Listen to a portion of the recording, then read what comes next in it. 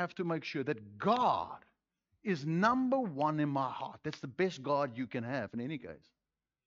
If you have God in your heart, He is the best guard around your heart.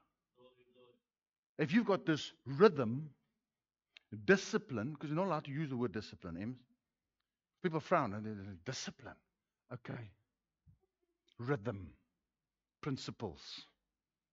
We have to discipline ourselves to have this in life. And now we've ordered our life. Suddenly, when we have order in our lives, or God in our lives, and we put Him first, He starts ordering our lives.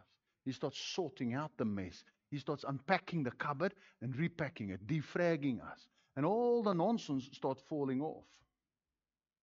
All the anxiety and the fear and depression starts falling off because we're placing God first in our lives.